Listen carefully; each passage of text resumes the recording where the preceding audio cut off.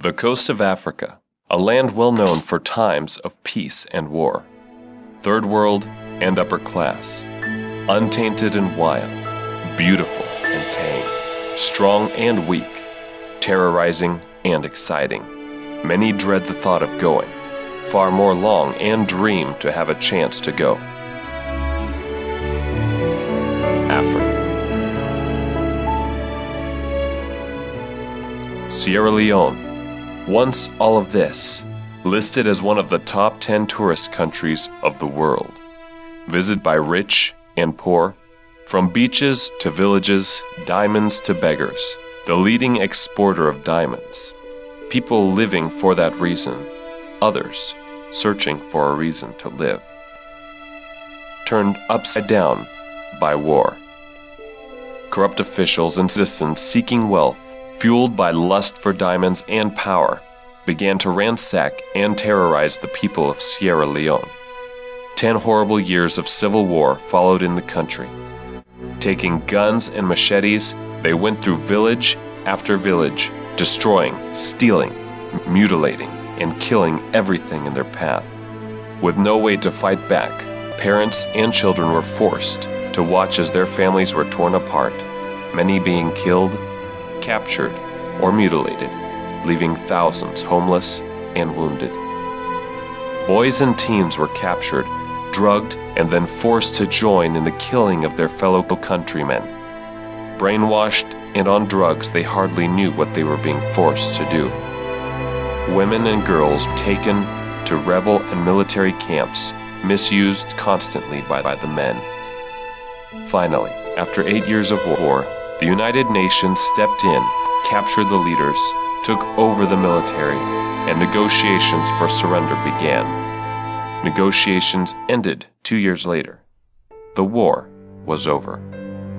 It was 2002. The country was devastated and shattered. Sierra Leone is still struggling to get back on its feet.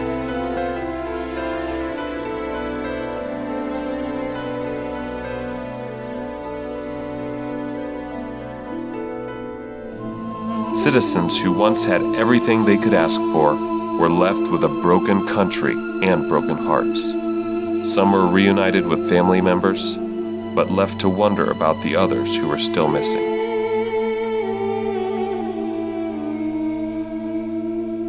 Orphans were left with no family and the constant haunting images of their parents' horrific and shocking deaths.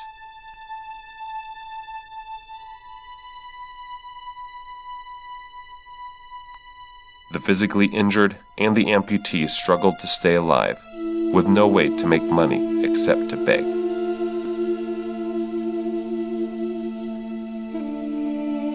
Many have become extremely bitter and hard at the rebels and at God.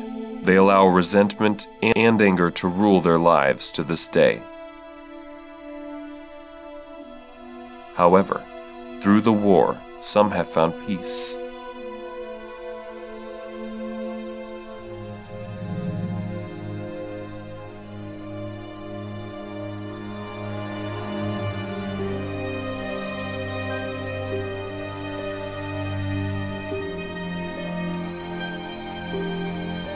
They were forced to rely on and put their trust in someone more powerful than themselves, more powerful than their money, more powerful than the rebels, more powerful than their government, and more powerful than the United Nations.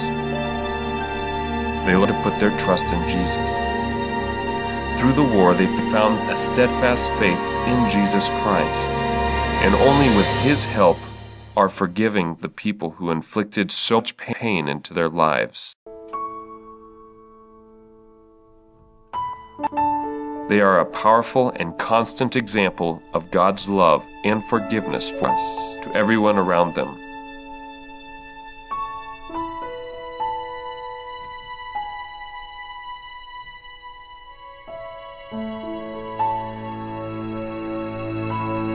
Some even pray for the rebels and still thank God for bringing them to their village.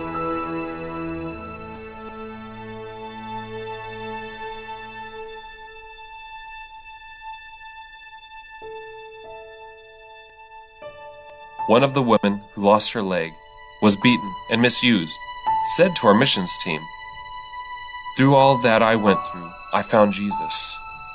It was a small price to pay. I would gladly give up both of my legs if that were the only way I would have learned about Jesus and His love for me." Through the trials of war, many of the Sierra Leonean people have found more faith, love, and forgiveness than most of us could ever imagine. Everything they went through taught them to rely fully on Jesus for anything and everything. They chose to put their trust in Jesus and know that God will be with them through it all, no matter what happens. No matter how hard it gets. So many people lost so much of the world that they knew, yet through it all, they gained the most important thing they could ever have in the whole world: Jesus.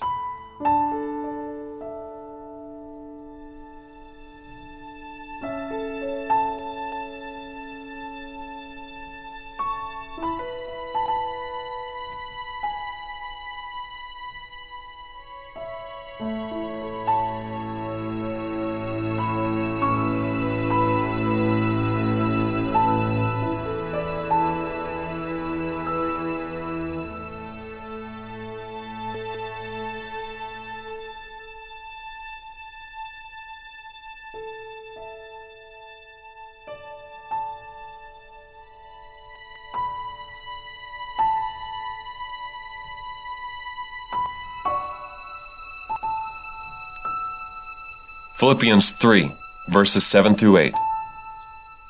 But whatever was to my profit, I now consider loss for the sake of Christ. What is more, I consider everything a loss compared to the surpassing greatness of knowing Christ Jesus my Lord, for whose sake I have lost all things. I consider them rubbish, that I may gain Christ,